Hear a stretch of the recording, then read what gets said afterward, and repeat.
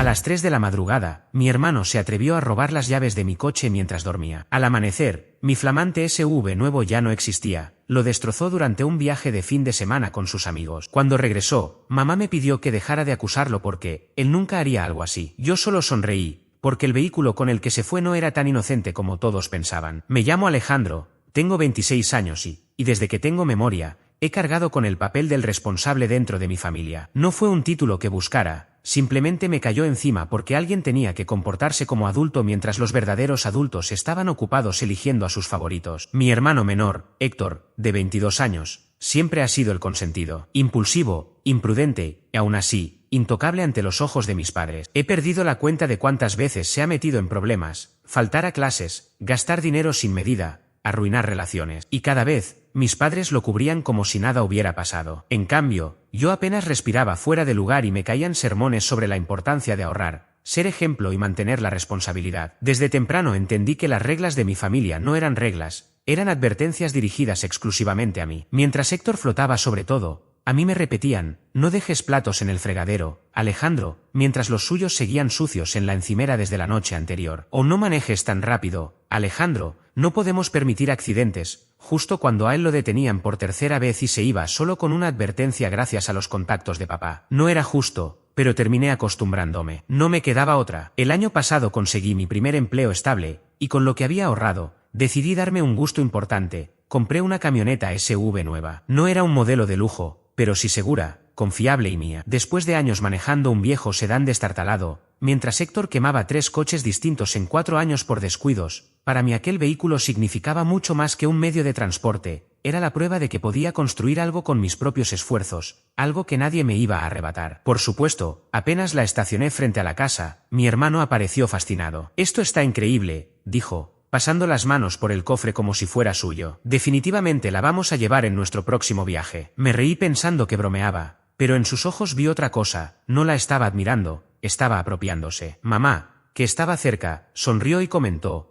no seas egoísta, Alejandro, deja que tu hermano también la disfrute. Como si las noches enteras de trabajo extra y los miles que había invertido no contaran. Le dejé claro que nadie más iba a manejarla. Hablé con firmeza, más de la que suelo usar con ellos, pero era necesario. Héctor solo sonrió con ese gesto suyo, el que da a entender que, aunque protestes, hará lo que quiera. Mamá me miró como si yo fuera el exagerado, pero no me moví de mi postura. Esa noche apenas pude dormir. No era paranoia, era esa sensación de que no podía confiar del todo. Ya antes lo había sorprendido mirando mis llaves con demasiado interés, y en otras ocasiones había tomado mis cosas sin permiso, mi laptop, mis herramientas e incluso dinero de mi cartera cuando éramos adolescentes. Siempre lo negaba hasta que lo acorralaba con pruebas, y aún así mamá me pedía que lo dejara pasar. Es joven, no seas tan duro. Pero yo sabía mejor que nadie que su juventud era solo una excusa. Esa madrugada escondí las llaves bajo la almohada como si fueran un tesoro, pero en algún momento me descuidé. Cuando desperté alrededor de las 7, algo me golpeó en el estómago, el espacio vacío en el camino de entrada. La camioneta no estaba. Al principio pensé en un robo. El pánico me atravesó imaginando denuncias y llamadas al seguro. Sin embargo, al buscar mis llaves, descubrí que también habían desaparecido. Todo encajó de golpe, Héctor. La rabia me recorrió el cuerpo. No era solo el vehículo, era el principio de las cosas. Había trabajado para conseguirlo, lo había cuidado,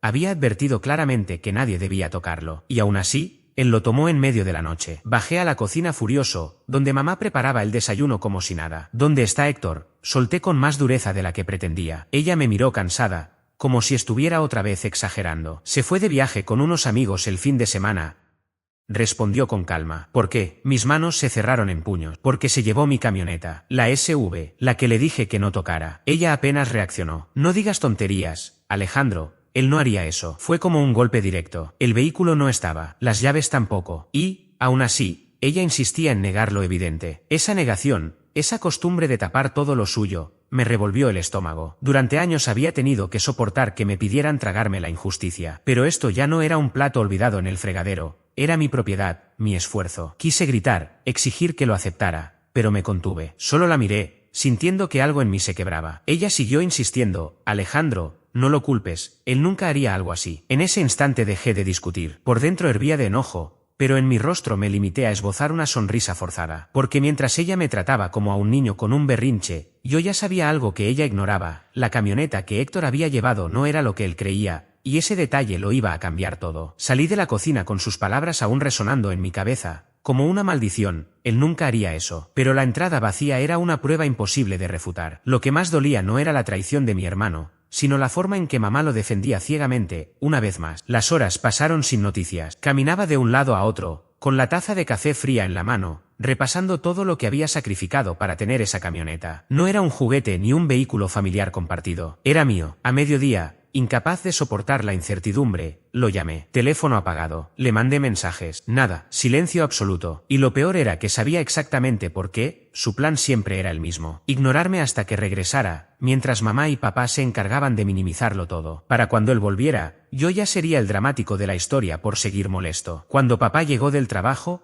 pensé que quizá él me respaldaría. Siempre había sido más callado en estas disputas, pero conservaba una pizca de esperanza. Apenas entró, lo enfrenté de inmediato. Papá, Héctor se llevó mi camioneta. Mi SV. Me enteré de que se había ido de casa en plena noche y durante todo el día no contestó ni una llamada. Cuando papá llegó, dejó el maletín sobre la mesa, se frotó las sienes y, sin alterarse, dijo con calma: Alejandro, tu hermano solo está desahogándose. No conviertas esto en una gran pelea. Va a devolverlo. Me quedé helado. No hacer de esto un problema. Me robó el coche. Papá, eso ya era un problema. Su respuesta fue fría, casi una advertencia. A veces eres demasiado rígido. Debes aprender a compartir. Es tu hermano. Esa palabra, compartir, me encendió algo amargo por dentro. ¿Compartir? Como si Héctor y yo estuviéramos en igualdad de condiciones. Como si mis años de esfuerzo y cada moneda ahorrada para comprar ese vehículo valieran lo mismo que los caprichos de mi hermano. Quise reírme de lo absurdo, pero no tenía gracia. Era sofocante. Esa misma noche, mientras estaba en mi cuarto, escuché a mis padres conversar en la sala. Las paredes de la casa eran delgadas y sus voces, aunque bajas, se colaban con claridad. Alejandro siempre exagera con estas cosas, murmuró mamá. Es solo un coche, ya se le pasará, respondió papá con un suspiro. Héctor es joven,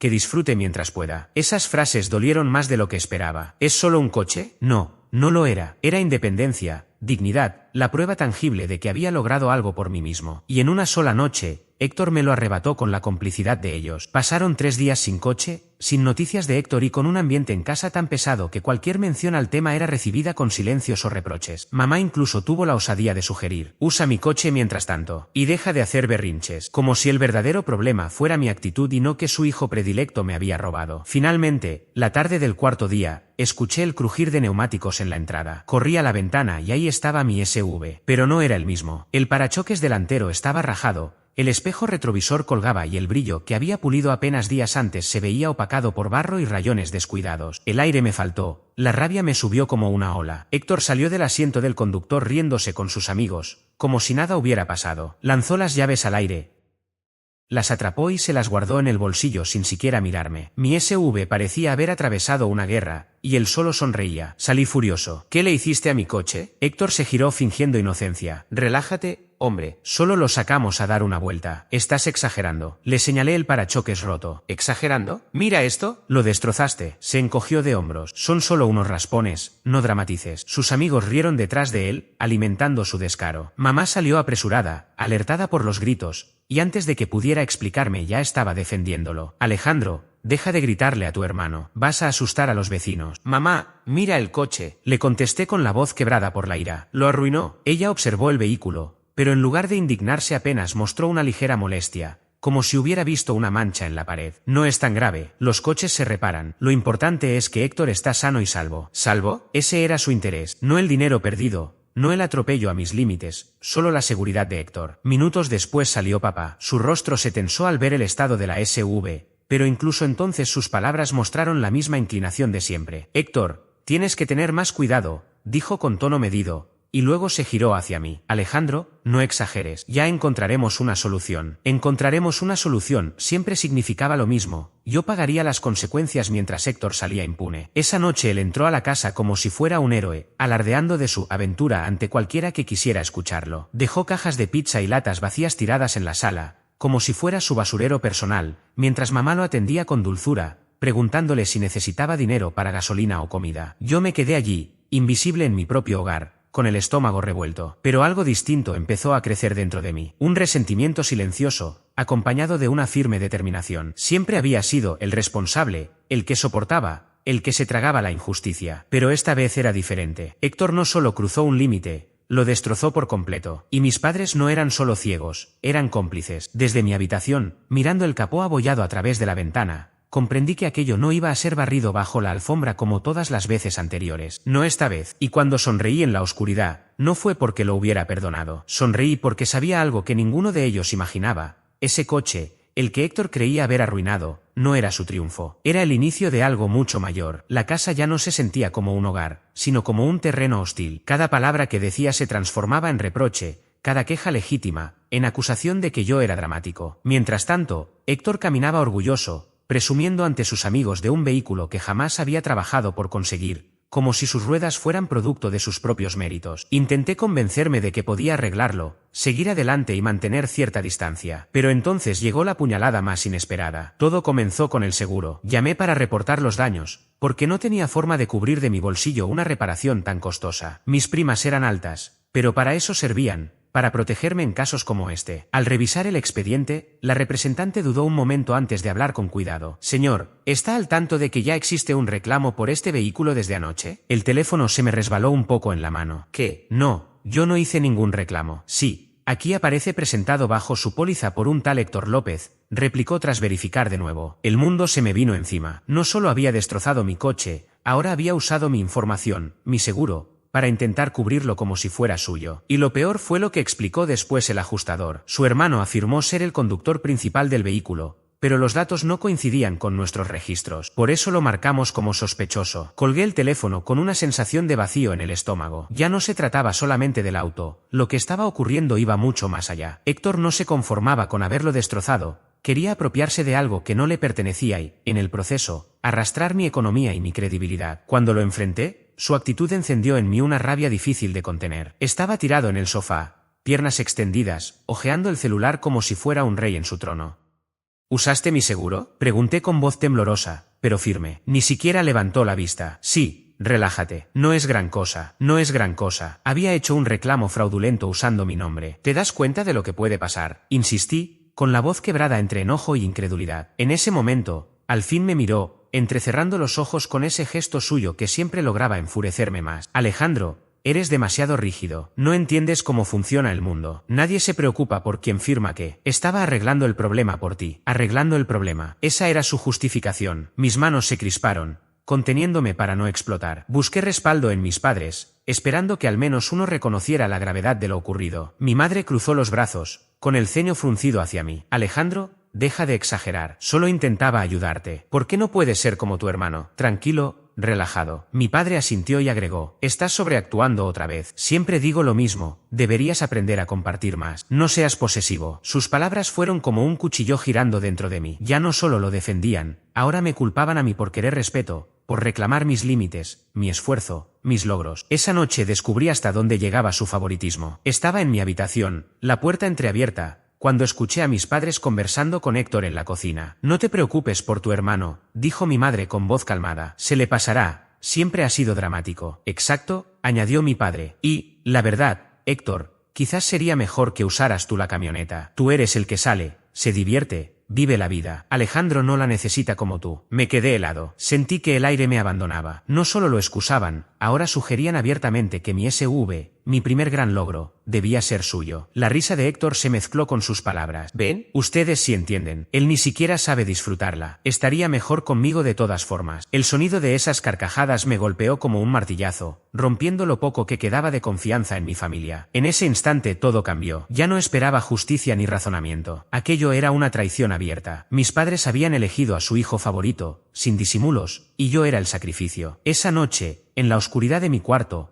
con el corazón acelerado y los dientes apretados, lo comprendí. Ya no era el hermano mayor responsable que siempre callaba. Ahora era alguien traicionado, dispuesto a dejar de tragar injusticias y empezar a trazar un plan. No tenían idea de que yo no era tan predecible ni tan débil como pensaban. Lo que Héctor no sabía era que la camioneta que él había reclamado no era un simple juguete para presumir. Era una trampa lista para activarse. Y tarde o temprano lo descubriría. Desde esa noche, la casa dejó de sentirse mía. Cada vez que entraba a la cocina o a la sala, la imagen se repetía, mis padres riendo con Héctor, el acomodado en el asiento del conductor de la SV como si siempre le hubiera pertenecido. Sus miradas despectivas cada vez que intentaba expresar mi malestar me hacían sentir un intruso en mi propio hogar. Lo más duro no era el daño material o el reclamo de seguro fraudulento, sino la pérdida de confianza. Comprendí que, sin importar cuánto trabajara o me esforzara, siempre sería visto como el hermano rígido y exigente, mientras que Héctor, pese a arruinar el auto y casi destruir mis finanzas, seguiría siendo el hijo despreocupado que admiraban. Esa revelación me vació por dentro como nunca antes. La semana siguiente fue un tormento. Héctor volvió a llevarse la SV sin pedirme permiso, paseándose por la ciudad como si fuera su trofeo personal. Mi teléfono no dejaba de sonar con mensajes de amigos enviándome fotos. Héctor estacionado de cualquier manera frente a bares, acelerando el motor en calles concurridas, presumiendo su nuevo vehículo. Cada imagen era otra puñalada. No solo porque me ridiculizaba en público, sino porque yo no podía corregir la versión. Si trataba de contar la verdad, él sabría cómo darle la vuelta y mis padres lo respaldarían,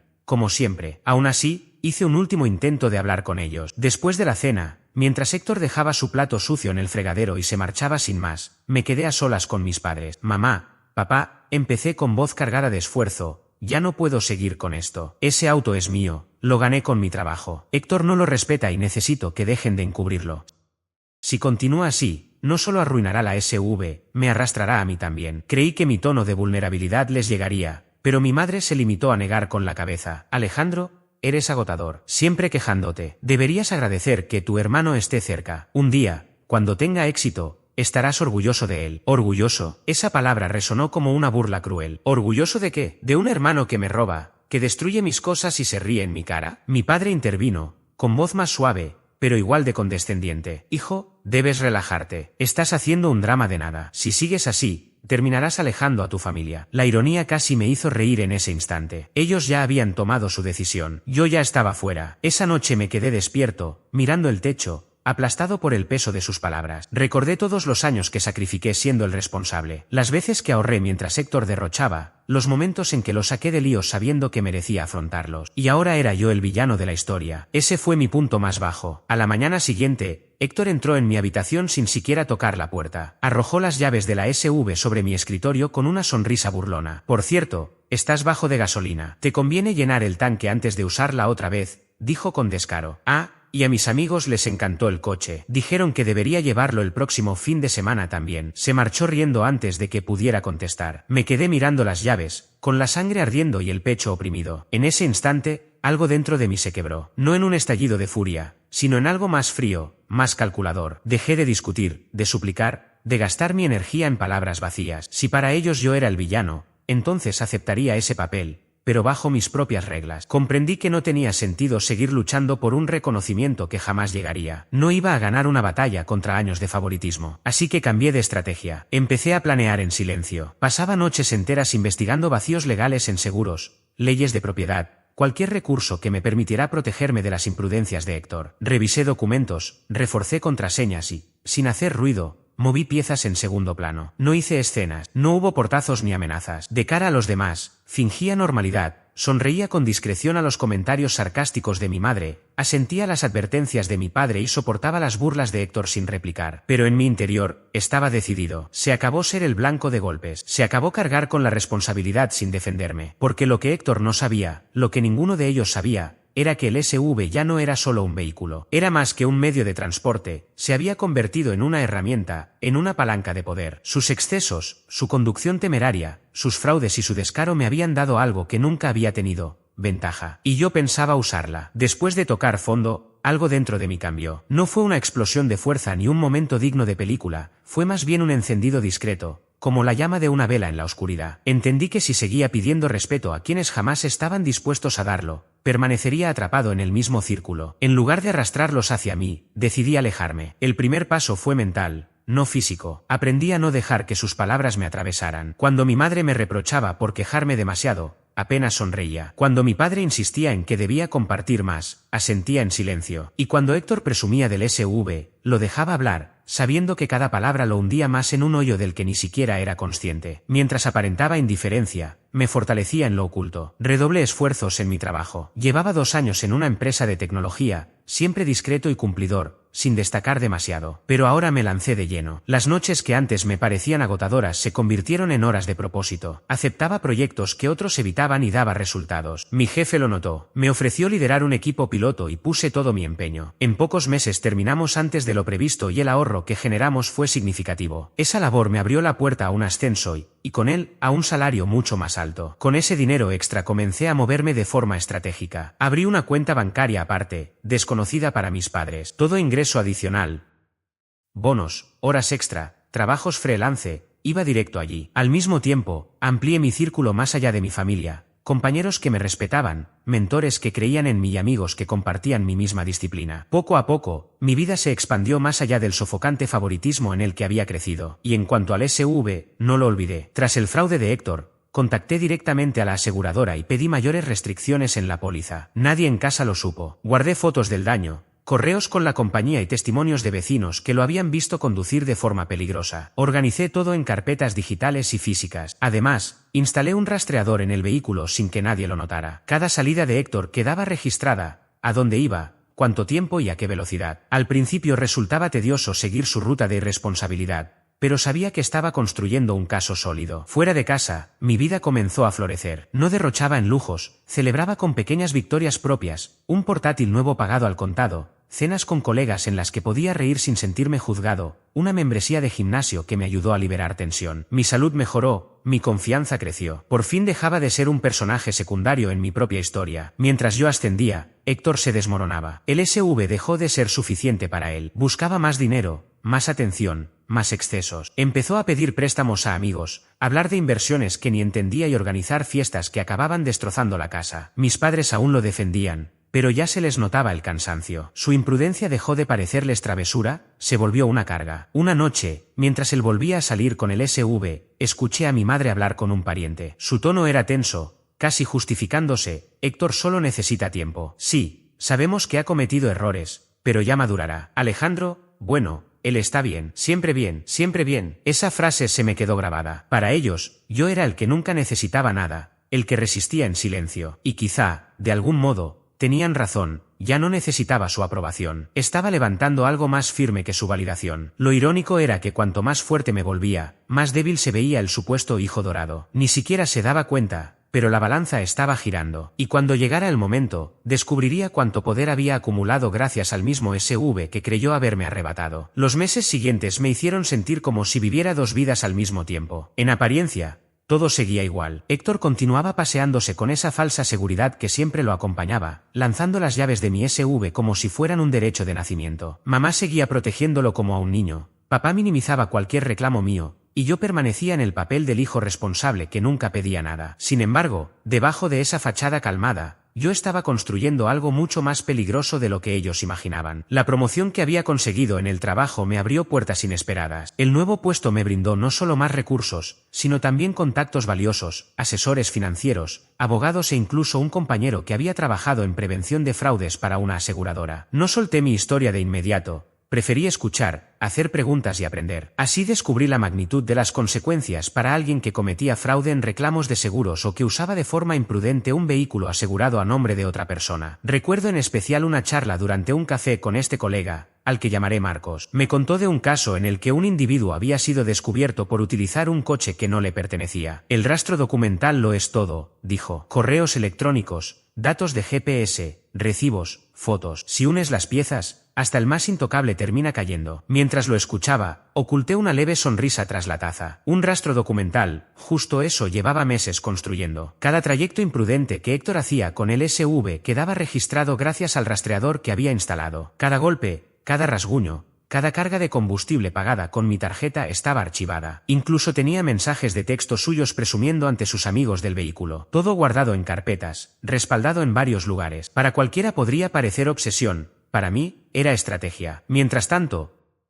su arrogancia crecía sin freno. Ya no se conformaba con usar el SV, empezó a hablar de modificarlo, como si realmente le perteneciera. Una noche, durante la cena, lo soltó sin más delante de mis padres. Estaba pensando en cambiarlo por algo más deportivo, quizá un coupe. Casi me atraganto con la comida. «Perdón», le pregunté, pero él solo se encogió de hombros con una sonrisa burlona. «Tranquilo, hombre, solo digo que este SUV es demasiado familiar para mí. ¿No creen que me vería mejor en algo con más carácter? Mamá rió y apoyó la ocurrencia. Bueno, no está equivocado. Alejandro siempre ha sido el práctico, mientras que Héctor necesita algo más acorde con su personalidad. Me quedé helado, el tenedor detenido en el aire, al escuchar cómo entretenían sin disimulo la fantasía de que el coche era de él y no mío. Esa noche comprendí algo vital: Héctor no solo era un consentido, también era descuidado con su propia soberbia. Creía tanto en su inmunidad de hijo dorado, que ya no tenía reparos en decir abiertamente lo que pensaba. Ese descuido era peligroso para él y útil para mí. Por esa misma época surgió un recurso inesperado. La empresa comenzó a ofrecer un beneficio adicional, un subsidio de transporte para cargos gerenciales, con la intención de asegurar que tuviéramos vehículos confiables. Lo solicité y, en pocas semanas, obtuve la aprobación. No alcanzaba para cubrir un auto nuevo por completo, pero sumado a mis ahorros, me daba opciones reales, opciones importantes. Fue entonces cuando mi plan se consolidó. Ya no necesitaba reconocimiento, ni siquiera debía luchar por el SUV. Lo que necesitaba era dejar que Héctor, y, por extensión, mis padres, profundizaran tanto en su delirio que, al caer la verdad, el golpe fuera devastador. En silencio, contacté a un abogado recomendado por Marcos y le expuse un escenario hipotético. ¿Qué pasaba si alguien dañaba de manera reiterada tu propiedad, presentaba reclamos falsos e intentaba adueñarse de ella? El abogado me observó con seriedad. Si puedes demostrarlo, no solo habría restitución económica, también podrían existir cargos, dependiendo del alcance. Esa noche regresé a casa con una calma que no sentía hacía años. Mamá me reprochaba que ya casi no sonreía, Héctor alardeaba de sus planes de fin de semana y papá seguía absorto frente al televisor. Yo simplemente asentí. Sonreí apenas y subí a mi cuarto con la certeza de algo que ellos ignoraban: ya no era únicamente el hermano mayor responsable. Ahora tenía pruebas documentadas, asesoría legal y un respaldo económico que me liberaba de necesitar su aprobación. Y lo más importante, tenía paciencia. Héctor creía tener todo el poder solo porque llevaba las llaves en el bolsillo, pero las llaves habían dejado de importar. Lo que realmente contaba era la trampa que yo había construido a su alrededor, invisible hasta que fuera demasiado tarde. El punto de quiebre llegó un viernes por la noche, en una de esas reuniones ruidosas en las que la casa retumbaba con las risas de Héctor y el bullicio de sus amigos. Yo volvía de un día largo y productivo en el trabajo, agotado, y lo último que deseaba era otro recordatorio de lo poco que se me respetaba allí. Pero ahí estaba, mi hermano lanzando las llaves al aire, presumiendo su viaje del fin de semana. Nos vamos al norte, al lago. Tal vez acampemos. Este carro es perfecto para cargar todo el equipo, decía orgulloso, mientras sus amigos asentían. Me quedé en el umbral, observando cómo hablaba del SUV como si fuese suyo, sin siquiera mirarme. Para él, mi logro se había transformado en su juguete de fiesta. Y mis padres, de nuevo, lo celebraban como si fuera adorable. Fue en ese instante cuando supe que había llegado el momento. La trampa estaba lista, y Héctor se ofrecía a entrar en ella sin sospecharlo. Esa misma semana había vuelto a reunirme con el abogado, quien ya tenía en sus manos el grueso de las pruebas, registros del rastreador, fotos, comunicaciones con la aseguradora e incluso testimonios de vecinos que habían visto los excesos de mi hermano. No me precipité en presentar cargos, preferí esperar la ocasión perfecta, aquella en la que el golpe resultara incuestionable. Ese viaje de fin de semana era justo lo que necesitaba. Cuando llegó la mañana de la partida, no discutí ni pedí las llaves de vuelta, solo sonreí. Le deseé a Héctor y a sus amigos un viaje seguro y lo vi marcharse, con la música a todo volumen y las carcajadas escapando por las ventanillas abiertas. Por dentro, me invadió una tranquilidad absoluta, la que se siente cuando sabes que ya has ganado. Mientras estaban fuera, puse en marcha la última parte del plan. Envié al abogado todos los registros, los datos del rastreador, fotografías y hasta el itinerario del viaje que había deducido al escucharlo hablar en voz alta. También le entregué capturas de los mensajes donde se jactaba de usar el coche como si fuera suyo. Siguiendo su consejo, contacté directamente con la aseguradora, no para presentar un reclamo más, sino para denunciar el uso no autorizado y el fraude vinculado a los intentos previos de Héctor. Una vez que hice la llamada, recordé las palabras de mi abogado: cuando tú denuncias, dejas de ser el que persigue el problema. A partir de ahí, el sistema lo persigue a él. Y así lo hice. Con calma y precisión expuse cada detalle ante el representante del seguro. Al final de la conversación, me confirmaron que el nombre de Héctor ya estaba marcado en sus registros. Gracias por confirmar, señor López, me dijo el agente. Tenga la seguridad de que esto será escalado. El domingo por la tarde, el SUV regresó a la entrada de la casa, en peor estado del que había salido. Una luz trasera rota, las llantas cubiertas de barro y envoltorios de comida rápida tirados en el asiento trasero. Héctor bajó tambaleándose, quemado por el sol y con esa sonrisa arrogante, acompañado de las risas de sus amigos como si hubieran vuelto de una celebración. Este coche es una bestia, dijo golpeando el capó con entusiasmo. No te preocupes, hermano, mañana lo llevo a lavar. No reaccioné con rabia. Esta vez me limité a sonreír con serenidad.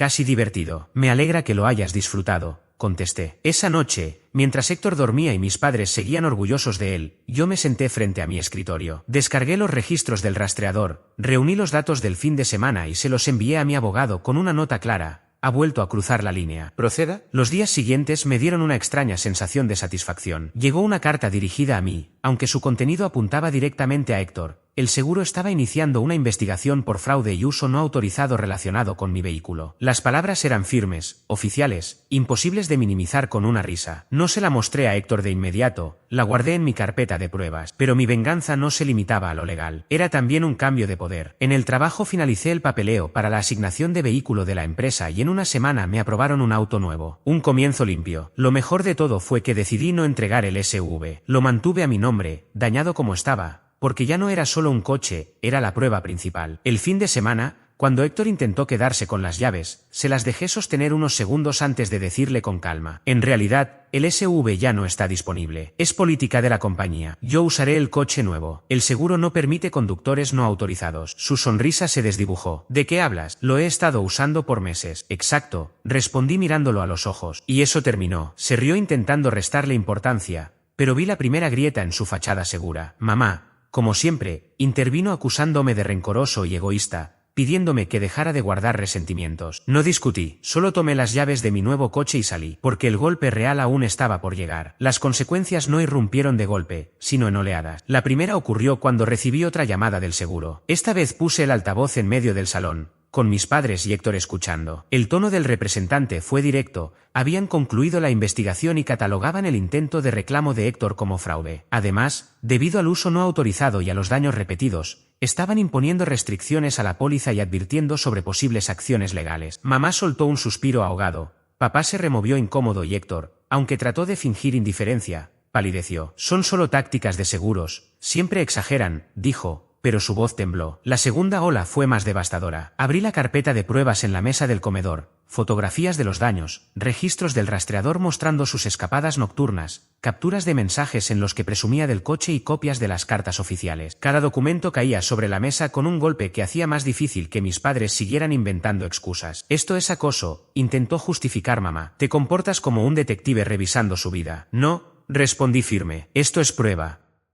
Prueba que ustedes eligieron ignorar. Héctor arrebató los papeles, hojeándolos con incredulidad. ¿Me espiabas? Me estaba protegiendo, le contesté sin alterar el tono. ¿De quién crees que debía hacerlo? El silencio posterior fue más pesado que nunca. No había risas ni excusas. Era un muro de pruebas imposible de derribar. La tercera ola llegó semanas después. Héctor fue detenido conduciendo el coche de un amigo por exceso de velocidad y con la matrícula vencida. Su nombre ya estaba marcado en los registros del seguro, así que el oficial no lo dejó escapar. Le impusieron multas y lo citaron a comparecer en tribunales. Regresó furioso, mamá lo consolaba, pero yo solo observaba cómo las grietas en su imagen de intocable se abrían más. El sistema lo tenía en la mira y mis padres ya no podían protegerlo. Por mi parte, no necesité alardear ni levantar la voz. Seguí con mi vida, con mi nuevo coche de empresa, y poco después, con la promoción que me aseguró un apartamento en el centro. Al empacar mis cosas, mis padres me pidieron que me quedara, aunque sus súplicas no eran por mí, sino por el hijo que les mantenía la casa a flote mientras su favorito se hundía. Me fui sin portazos ni peleas, solo con la tranquilidad de cerrar un ciclo. Meses después volví a visitar. Llegué en mi coche nuevo, traje impecable, directo desde el trabajo. El viejo SUV seguía allí, en la entrada, olvidado y destartalado,